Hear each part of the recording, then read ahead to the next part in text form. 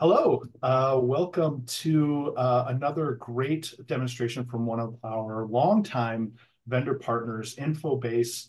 My name is Jeff Bruner, and it is April 2nd, 2024. It is election day here in Wisconsin. I hope that you were able to make it out to the polls and that you didn't get completely soaked to the bone because it is raining hard today.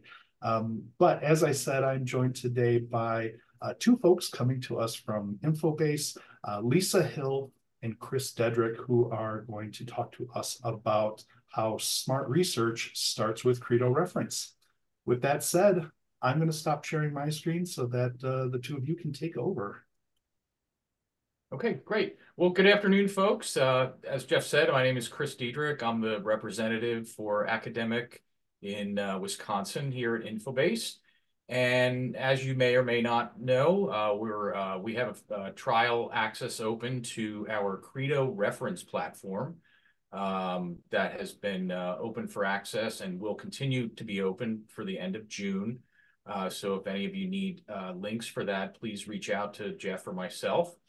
And today we're going to be walking through Credo Reference. And on hand, I have Lisa Hill, who is our Credo expert here at Infobase. And without further ado, I will turn it over to Lisa, who will show you our Credo platform. Fantastic. Let me just share my screen with you. What I plan to do, since you guys all have trial access, let me just share my screen real fast. Everything that I'm going to show you today, you can access, like both in the live site and on our training area. I'll be using a training demonstration that's really our train the trainer demonstration. So if you have any questions and you want to dive into any of the screenshots, you have access to it. The easiest way to find our training site, if you're not familiar with Credo, is just go to Google. And you're going to want to search these three words: Credo, Zendesk, Infobase. And that will bring you to our training right at the top. So you go ahead and click on that. And hold on one second. Go to the home screen here where it says Credo Reference. Just click on that. And then I go to training and promotional materials. And I'm just going to use all the materials in here. This is a fully open site. Anyone can see it, even if you're not a Credo subscriber, but it's a great way for you to dive in and see what types of materials we provide for our customers. So I'm going to use the presenting Credo Reference training presentation in PDF, which again is all linked here. You're welcome to come in here and use this on your own as well. That's the PDF. And I'm going to go ahead and get started. So Credo Reference has been around for a really long time, and I know a lot of you have seen it, demoed it. Maybe you've been customers in the past. Maybe you're current customers and you just want to see what's new.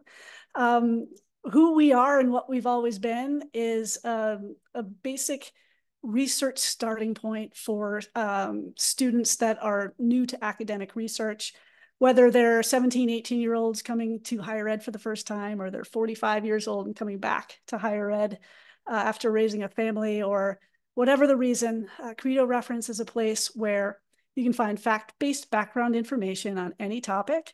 And also we have some little guardrails within the platform to help beginning researchers not get lost. They won't hit dead ends, and hopefully build confident researchers using Credo to start.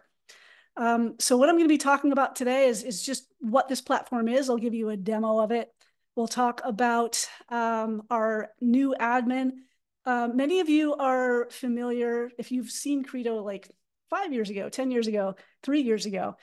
We had a bit of a facelift this past summer. So if you haven't seen it in 6 months, it might look a little bit different. We have some new bells and whistles, mostly on the admin, that I'll be showing you. And it's actually really a huge upgrade. Our former admin was last updated maybe in like 1999. So we're really thrilled to be on the Infobase admin, and I'll show you all the bells and whistles on that. So we're a place where you can take students who are taking their first few steps away from Google and Wikipedia. And we spend a lot of time talking to our customers, talking to librarians. Make this a little bit bigger. And what we hear over and over again when talking with their students is beginning research is overwhelming. You can kind of read the slide here, but the look on the student's face is what we're trying to solve. We hear from our librarian customers quite a bit that faculty will assign students readings and assignments that are a bit above their level. They want them to start with peer-reviewed journals and things like that, and they're just not ready to dive into that. And that's where Credo comes in. We can kind of bridge that gap that students really need. They need to find fact-based background information so they can feel confident to then dive into the materials the faculty want them to dive into. So how does Credo do that? We really take kind of a three-pronged approach. We have content. So we have premium encyclopedic content, reference content. We aggregate content from over 100 publishers of academic reference, and we use that as our foundation of fact-based, academically vetted background information and images on any topic. We also have interactive tools to make the research process a little bit more sticky, meaning they'll want to come back and use Credo again. We have an interactive mind map. We have some filtering tools that will allow new students to kind of take the wheel of their own research. I think a lot of students today are used to kind of falling into an algorithm and being led about the nose by whatever they searched last. With Credo Reference, they can kind of take the reins and they can decide which rabbit hole they want to jump down. We also have an integration that allows you to bring to the forefront the other resources that your library subscribes to. It is a federated search that is built directly into the platform. So if you're a user of a robust discovery system, this would be an alternative, like a baby steps into discovery. If you're dealing with students who are overwhelmed by everything that's in discovery, or if you're an institution that doesn't have one of those big expensive discovery systems, this is a great way to aid the discovery of resources that you guys subscribe to for your end users. I'm going to dive into what that looks like as well. So we'll start with the first prong, which would be our premier reference content. We aggregate content from over 100 publishers of English language reference content. Some of the publishers you see on the screen right there. From a million miles away, we're a multidisciplinary general reference database, sort of the academic alternative to Wikipedia. But if you come up real close to us, you'll see that we're actually a bookshelf filled with individual full text subject encyclopedias, dictionaries, atlases, reference content. So you can link to our content individually. You can say, you know, maybe I subscribe to Credo Reference, but my, pre-med really loves the communicable disease encyclopedia. So maybe they link to that and they get a ton of usage out of that. Maybe they don't use the other ones quite as much. Well, some other institutions might use us like that academic alternative to Wikipedia. We're sort of like a Swiss Army knife, and you can use this product in a lot of different ways. And I'm going to try to show you those different ways in a moment. One thing to note, when we try to update our content as frequently as possible. When we do update a content, obviously this is print reference that we're putting online. So we have to wait for the publisher to print a new edition before we can put it on our platform. But let's say the Encyclopedia of Human Geography has a new edition come out. We would put that onto our platform, remove the old one, and it would be seamless. All of your links, any links you have would be updated automatically, or not updated, it would be the same link. And you get new MARC records. So this is sort of a seamless process. Your collection should grow throughout the year as we add content to it. And yeah, that's the reference component. Second component would be our interactive tools to aid beginning research. I'm sure many of you are familiar with our mind map, or you're familiar with just mind maps in general. It's a great way to encourage exploratory search for those students that are new to research. It is great to force folks out of their comfort zone. I'll tell one quick story about how a librarian, I think in Pennsylvania, uses the mind map very creatively with her first year writing students. She always encourages them to pick kind of a hot topic, a controversial topic that they can really feel passionate about.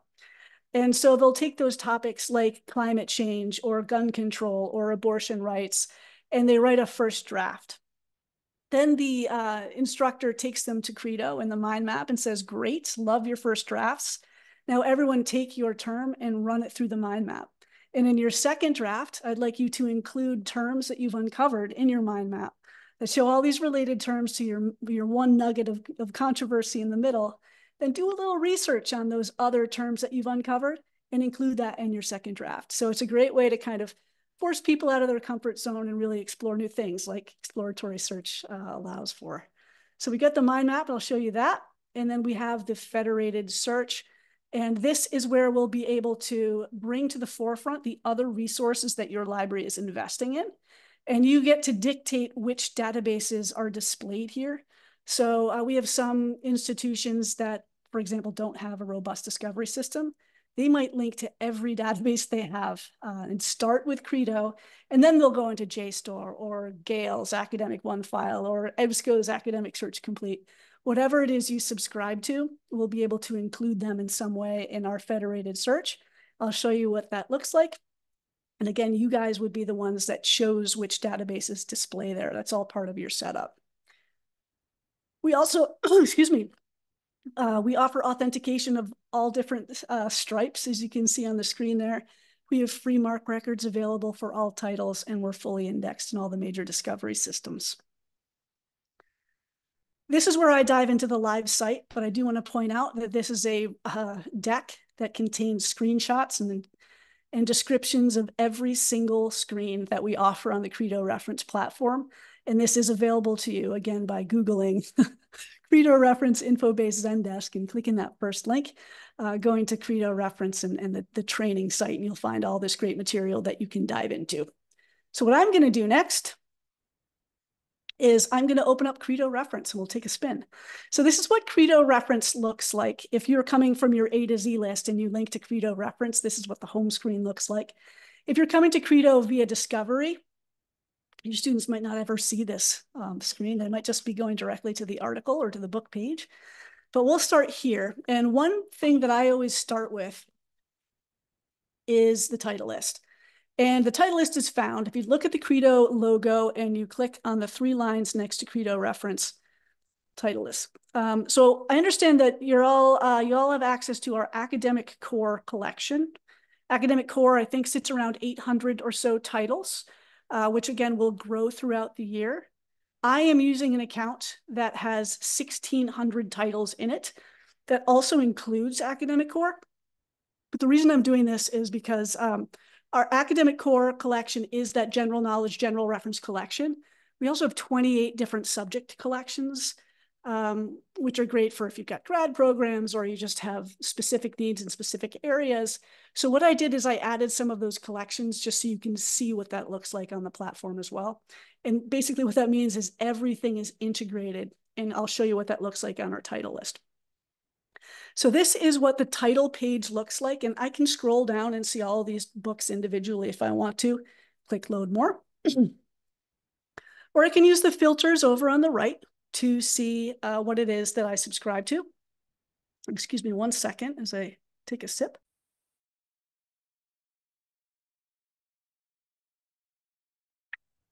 Thank you. So you can see all the different collections that are live on my account, the Complete Core Art History Collection and Nursing and Allied Health Collection. I can filter by those specifically, so I can just see what types of content are there. And I can always clear out my filters and start anew. This is a great way to take a tour of your bookshelf.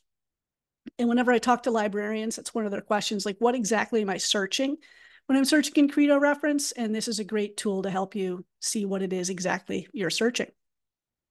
Excuse me again.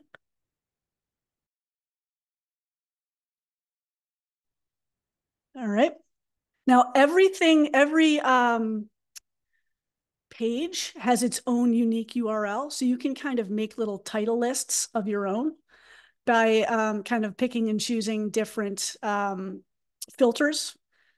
So if you want to just link to business, finance, and economics, or maybe just the marketing titles, you display your marketing titles. Now you have 14 titles, and you can grab the copy link up on the top of the screen here, and you can link to your LibGuide, to your A to Z list, whatever you want, just a list of marketing reference. And when anybody clicks that link, they'll land on this page where they have 14 different marketing titles available to them. I'm going to clear out. We'll go look at some more fun titles. Not that marketing isn't fun, but we have a lot funner titles to take a look at. We also have a publisher dropdown. And if you're curious about what types of publishers are giving content to Credo, this is probably the best place for you to search. This is fully available on your live site. So I can kind of scroll down and see Cabby and Collins and Elsevier and Edinburgh University Press and Springer and Helicon. I'll go down, I'll open up Oxford University Press, another great publisher of reference. And you can filter by publisher to see what content that they're providing. And these are all full text encyclopedias that you can open up. An absolute must, the encyclopedia or the Oxford Companion to Sugar and Sweets. I'll give you a table of contents, articles, and images. Every single book in our collection has a page just like this, where you'll be able to click through the individual articles, table of contents, and you can also copy an individual book and add that to your A to Z list or your Moodle course page, whatever you want. Let me go back to titles. And we have a title contains box. I'm going to go ahead and search. I'll do RKey with a little star there for a power search. And that'll give me anything with RKey with any letters following it, looking for some architecture. One of my favorite books to look at is Architectural Excellence, 500 Iconic Buildings, because you can kind of travel right from your laptop. So this is an encyclopedia of architecture with a table of contents that you can scroll down, open up these individual areas. I like to show where is it? oh, there it is, Notre Dame. Obviously, we had the big fire up at Notre Dame. So I like to look at this as it looked. I think they're renovating it now. But you can browse through individual titles just like I did. All of our titles are full text. This is exactly what you're going to read if you had the print version of this book open in front of you, including any images, charts, maps, or graphs. It's not a photograph of the book, but it's all there. And everything has save features, print, download, save to drive. You can share, email, copy, embed. Full citation available in 4 different formats. And you can export to EasyBib, Noodle Tools, RefWorks, or Zotero. A read aloud function and a translate function, which will translate your content into any one of over 60 languages. This is right from a Google Translate, and this is Notre Dame, so we'll translate this to French. And just like that, it is French. And then again, our individual unique URLs. You can copy this link and email it off to somebody, an exchange student that is more comfortable speaking French, and they will receive it in the French language. Let me go back to English and architectural excellence. So that's the title list. And again, I encourage you to dive through this title list and use the different filters so that you can see what type of content we have. And open up each book individually, browse through it, and explore. Now, that's one way to search Credo Reference as our title list, but obviously the most interesting way is to actually search it. And this is a general knowledge, general reference platform. So I can really search anything and keep it non-political and lighthearted. I'm going to go ahead and search the eclipse because the planet will be enjoying an eclipse next week for many, many people in this country. We'll see quite a show on Monday, and some of the others of us won't see it, but it's still up there. So I'm going to go ahead and type in eclipse and go ahead and run a search. So what I'm doing right now is I'm searching that list of books I just showed you on that shelf. And anything that contains eclipse content will come to my results set. We split our result set into kind of 4 different areas. The first is a summary article taken from one of our encyclopedias. This is from the Columbia Encyclopedia. And this is just like basic, what is an eclipse, right? So just get the absolute basics. You can click read more down here if you want to get the citation or cite the work. Underneath that, you're going to get into the articles from your Credo title list. So the eclipse from the Collins Dictionary of Astronomy, followed by the eclipse from a General Knowledge, General Reference Encyclopedia, followed by Britannica Concise Encyclopedia, Illustrated Dictionary of Science, Chambers Dictionary of the Unexplained. I like this resource quite a bit, Credo. This is a great place, again, if you're a beginning researcher to teach the absolute basics of resource evaluation. Start thinking about why the eclipse article from the Collins Dictionary of Astronomy is going to differ from the Eclipse Chambers Dictionary of the Unexplained. You want to kind of back up and make sure you know what you're reading and who wrote it and why. Obviously, it gets a lot more complicated out in the wild west of the open web. That's why starting with someplace like Credo to really get people to think about where their content is coming from, especially in kind of a safe, academically vetted source like Credo Reference. It could be a lot of fun for them as well. So you have the ability to kind of use the entry headings and the names of the book to start that very basic resource evaluation. And over on the right, underneath this mind map, we'll get to that in a minute, we have filter options as well. So this will allow the students to kind of take the wheel of, I use the language, you know, which rabbit hole they want to jump down. So we have so many different titles. We're looking at Eclipse content. We can filter by whatever it is we want to filter by. So we can talk about art and art history and talk about like images of eclipse from long past, right? So we can kind of scroll down and see all the different images that are found of eclipses found in our Bridgman Art Library archives. I should mention the academic core collection has well over 500,000 images. So if I go ahead and open up the first published illustration of a Canberra Obscura observing a solar eclipse in January 1544, you know, you'll have this type of content as well as the, you know, beautiful current images of eclipses as well. But it's a lot of fun to kind of dive into this. Let me clear out the filter. And I'll go subjects and I'll scroll down to ancient history as a subject. So any of our encyclopedias that deal with ancient history will bring up eclipse content if they have it. Now, eclipse might not be in the entry heading, but it will absolutely be in the full text. So I guess none of you are expecting to run into the Book of Thoth today, but the Encyclopedia of Ancient Egypt does reference eclipses. So you can see 2 sections of the Book of Thoth contains hymns to the god, forward dedicated to astronomical lore, containing a list of fixed stars, and an account of solar and lunar eclipses, and sections concerning the rising of the sun and moon. So it's a lot of fun to kind of dive into different subject areas and see how you can take your topic and really expand it in creative ways. Skoll.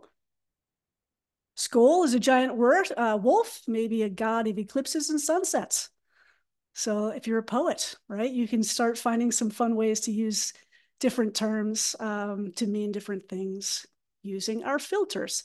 So it's not just subjects that you can filter by. You can also filter by specific collections, whether or not any of our content contains multimedia. Let me go to all media. It looks like we have 4 videos related to eclipses, so I'll try to filter it by that. And we have encyclopedias that have little videos. I actually have to click on it. 1 second here. That also includes little videos. I don't know what happened here. Bear with me, folks. There it is. Multimedia, videos. And you can see that they're going to be short little videos. I'll open up eclipses here. And you can kind of watch the eclipse from the visual guides, Understanding the Universe. So you can go to full screen or move it. Make it bigger. And it has audio and it has a scrollable transcript as well. So that's just a little hidden nugget that you'll find in Credo that some of our encyclopedias are, since they're online, they have little visual components as well. So that is how you can use Credo Reference kind of with your beginning researcher to kind of both use it as resource evaluation, but also kind of have them steer the wheel and go down different subject rabbit holes and see what they can pull out on their topic. That's the article view, but if you look next to images, articles here, you'll see images, and this is where you're going to start seeing some of the images taken from our encyclopedias and dictionaries dealing with whatever your topic might be. In our case, it is the eclipse. And so you're getting all this great content here. If you'd like to see the larger image or its source, You just click on the link and there it is. This is from our Hutchinson Unabridged Encyclopedia with Atlas and Weather Guide. Your students want to use this image for research and educational purposes. Great, they sure can. And all they'll need to do is grab that citation as well so they can cite the work. So you have that image filter. And then you also have more library resources over on the right. And this is where we're going to bring in that federated search. So in my account, I have Films on Demand. Obviously, I work at Infobase, so I chose Films on Demand and Issues and Controversies. I could have added any of the EBSCOs, any of the Gales, any of the ProQuests, Britannica, JSTOR, you name it. Any of those resources could be included here. And then on the right, we also have links to related content. And let me explain what that means. Where it says more library resources, underneath that, this is the federated search. So we're actually showing you results from Films on Demand. We can show you results from JSTOR, from Bloom's Literature, from EBSCO's Academic Search Complete. And then when you click the link, you'll leave Credo Reference and you'll go directly to that platform using your institution's authentication to begin watching the video. So this is a 44-minute video from A&E about the total eclipse taken from Films on Demand. It opens in a new tab. I can easily get back to my Credo Reference platform by going back to my tab. So that's what how the federated search behaves. But you can also just simply link out to the other databases that you subscribe to. So I clicked on Eclipse. Now I'm going to click on Gale eBooks. It's going to take my search term, which is Eclipse, and it's going to pass it right through to Gale's eBooks platform. And you can see it's in their basic search right there. And now I'm on an Eclipse search for my Gale resource. I can do the same thing with ProQuest or AP Images or whatever I choose as the librarian to link to on my Credo account. So I'm in a ProQuest resource. I don't know which one. I'm not a ProQuest person, but you can see it runs a search on Eclipse. It opens up in a new tab. And then you can also link to your library catalog. I'm pretty sure I have WorldCat linked up as my example, but you'll see how we have Eclipse is already in the search box. And now I'm searching on WorldCat for the word Eclipse. It doesn't have to be Eclipse. It's whatever you search in Credo is how that works. So I've shown you kind of the nuts and bolts of search on Credo. One thing I haven't touched on yet is our mind map, and this is definitely a lot of fun to use. The mind map is that exploratory search aid, and it will allow you to dive into different areas that maybe you were unfamiliar with. So, I'll click on, I'm going to keep things very standard so as not to confuse anyone with going down weird subject holes. So I'm just going to click on moon because everyone's heard of the moon. And what this does is I'm showing the concepts that will show up with the greatest amount of frequency with the center concept, moon. So when I'm searching in Credo Reference and I'm reading an article about the moon, there's a really good chance I'm going to run into the phrase solar system and planet and sun and ecliptic and Earth and natural satellite. I'll click on solar system right now and I get a new map where solar system is at the center of it. And this is the tool that I was talking about earlier where that librarian in Pennsylvania had people write controversial topic papers and then use the mind map to find related terms. I started with Eclipse. Now I'm on solar system. If I remove my map, I'm now on the solar system landing page, result page, and I can do just what I did with the Eclipse. I can go down and open up my basic fact-based background information from my encyclopedias from Credo here. I can use the different filters to look up solar system, art history, old images of or artistic depictions of the solar system. I can click on images. I can click on more resources, more library resources to continue my search on solar systems and the other library resources that I subscribe to. I don't want to spend so much time on science, so let me just back out. And I want to do a search on something that is not science. So one thing that I often do is, oops, get out of here. I like doing searches on Julius Caesar because he touches so many different areas of interest. Sorry about this. Military history, literature, Shakespeare, etc. Misbehaving today. Solar system really wants you to know, there we are, that it's here. So I'm going to go Julius Caesar. Execute my search. So now we're stepping outside of science and we're coming into history and politics and literature and salads, Caesar salad.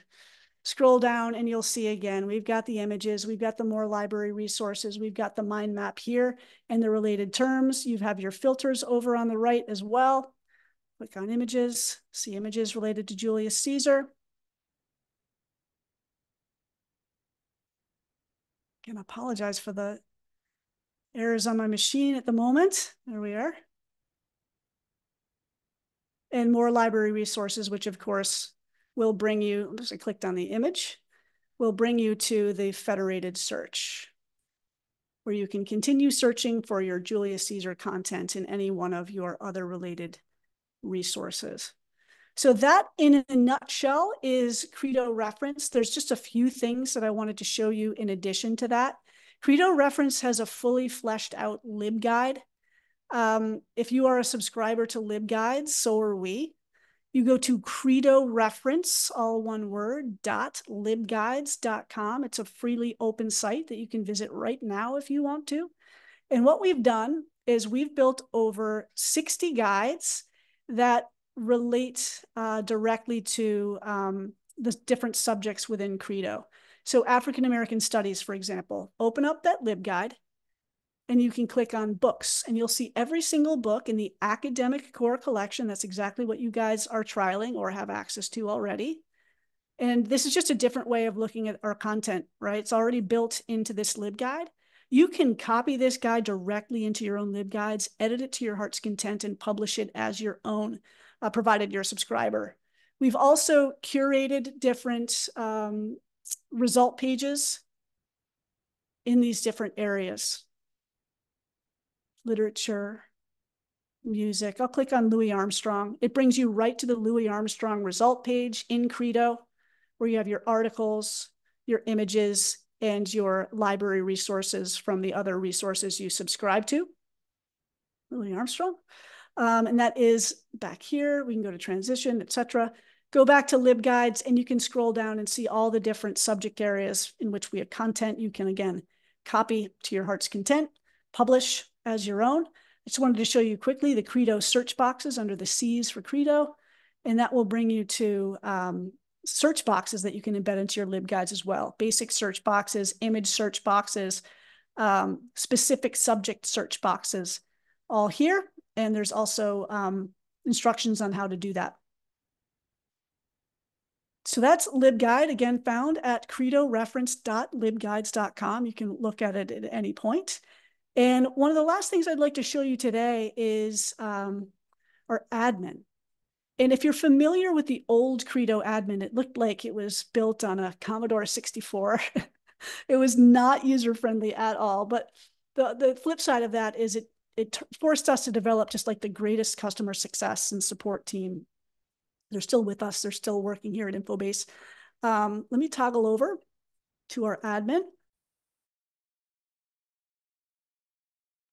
Excuse me. What we've done is we have joined the Infobase admin portal. So now if you are a subscriber to any other Infobase resources, you will see Credo Reference right alongside the rest of them. You have usage reports that you can run, different usage boosters, including these tiles that you can put on your site. We have search widgets, QR codes. Up here, we'll see title data. This is where you can export your title list.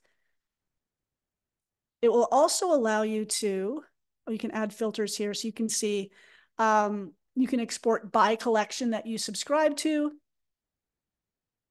And you can also filter by the last time we added content. So you can see what's new. But we also have something that you can do now in our admin that you couldn't do before, And that is, we're giving you curation tools of your own. So if there is content that you think it's too old or it's just not relevant to my school, we have the ability to now exclude titles right here in the admin. You could always exclude titles on the old platform as well, but you had to ask our support team to do it for you. Now you can come here and you can say to yourself, 100 ideas that changed architecture is just not relevant. So I'm going to go ahead and click that little arrow and I'm going to click save. And that will remove 100 ideas that changed architecture from the Credo platform. So your students and faculty will no longer see it. However, you'll still see it in your admin with the little check mark next to it, which means if you change your mind about architecture, you can come back here and uncheck it and click save, and that will automatically reappear in the platforms. So we're hopefully giving you another tool for your toolbox of curating the exact collection that you want for your users. And that's found in product settings here, where you can set up your exclude titles area. So everything is now on a 21st century admin portal, which is great news for those of you that have used our old admin portal. And it sits alongside the rest of your Infobase resources and hopefully make your user experience a lot smoother. I think I have hit the end of what I wanted to show you guys. Are there any questions out there? Is there anything that I can go over for you? Lisa, I've been keeping an eye on the chat box. I haven't seen any questions come in, but I will encourage folks who are here live to please do throw something into the chat window, or you can raise your hand, or if you just want to be unmuted so you can ask by voice, please, let us know. I'll make sure that that's possible. Lisa, I actually had a question that occurred to me literally just in the last minute here while you were presenting about the admin module. I hadn't really ever considered that an institution might think, oh, let's exclude some things from search results because we don't think they're relevant anymore. Do you know, and it's fine if you don't, but do you know, does Credo gather data on, if a particular title is kind of being knocked out of folks' collection over time? Does that have any influence on whether that title would even stay in the collection going forward? I know it's kind of a weird box or out of the box question, but it just occurred to me. No, that's a good question. And here's how I answer it. You're subscribing to something called, or you're trialing something called the Academic Core Collection. We have two versions of that collection. If you have subscribed to Credo for like a decade, you might have something called Academic Core with Backfile, which is like 1,300 titles, and you would know this. The Academic Core with Backfile has never been weeded. We only weed it if a publisher pulls their content, which does not happen that frequently. Therefore, the Academic Core with Backfile subscribers will have a bunch of older content that, but they choose to keep it. They like having a higher title count and a lower copyright date. Now, when you subscribe to Academic Core, it's around 800 or 900 titles. Every December, we do a evaluation of system-wide use and age. So we're not actually looking in the admin to see who's suppressing, but we are looking to see what titles are not getting used. And if a title is suppressed, it's not getting used by your institution. So that data is kind of gathered, but like tangentially, it's not with purpose. And then we weed the titles every December. We send out an email to let folks know. With what our editorial team tries to do is, so that there's two categories. If there's just system-wide, nobody uses this title, we're going to remove it. And we're not even going to consider replacing it with anything else. But if we have a title like in our sciences or medical area that's just getting old, we'll remove it for age. And then we will make every effort to replace it.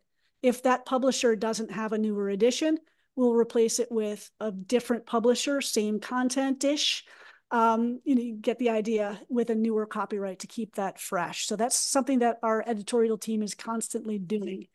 But for those of you that are subscribing anew, we only offer the academic core collection. I don't think we offer the academic with backfile for sale anymore.